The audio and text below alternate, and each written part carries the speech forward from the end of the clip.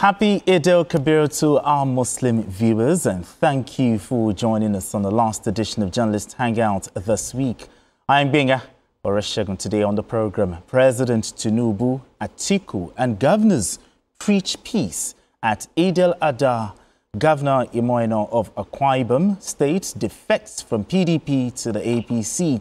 And later on the show, at Renewed Agenda and Citizens Engagement and National Security Panel in Abuja, stakeholders call for trust building, intelligence sharing for lasting peace in Nigeria.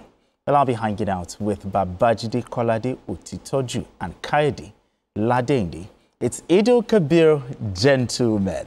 Okay, Vike, Kaidi, did you get your rams or? I'll start with you, Vike. Well, yes, I was coming in from Abuja. Someone told me that a very good friend has sent a ram to my house.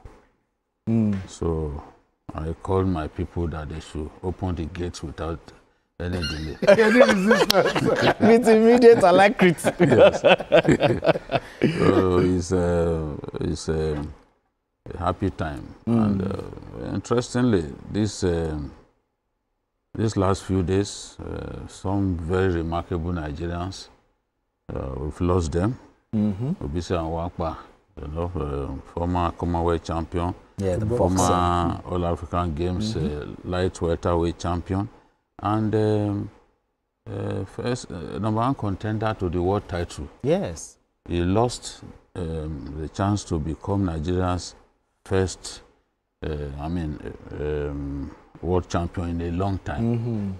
In 1981, when he was defeated here in Lagos by Solmambi after being overweight on the morning of his fight.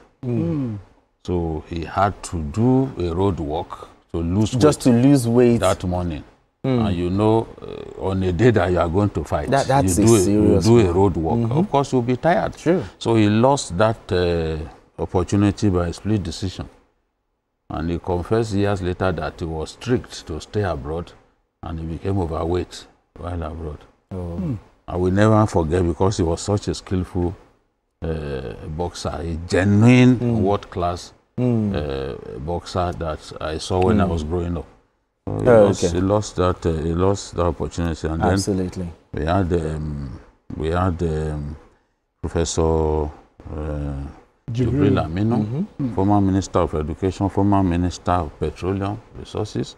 He led the NUC for some time. He was VC of UNIMED, remarkable academic and cardiologist.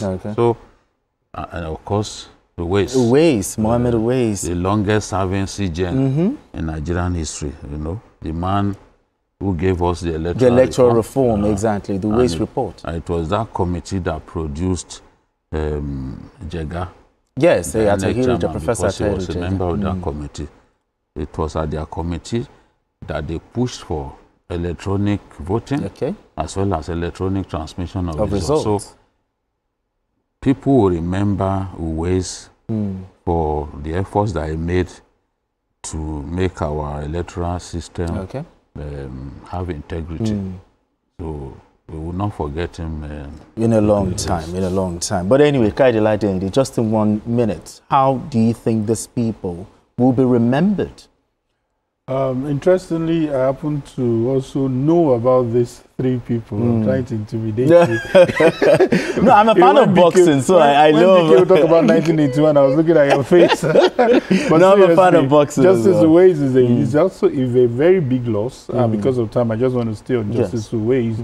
And to also remember the man that also gave us Justice Uwais' report, talking about Yaradua. Yes, exactly. How the process that brought him in.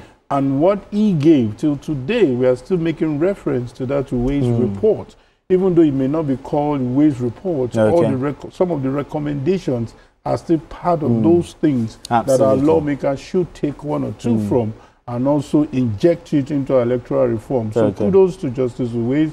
He will be sorely missed, really missed, and the others definitely Justice. Absolutely. I mean, Professor Aminu was an icon. It's not someone we can forget in a hurry. Exactly. Exactly. All right, Journalist Hangout starts right now.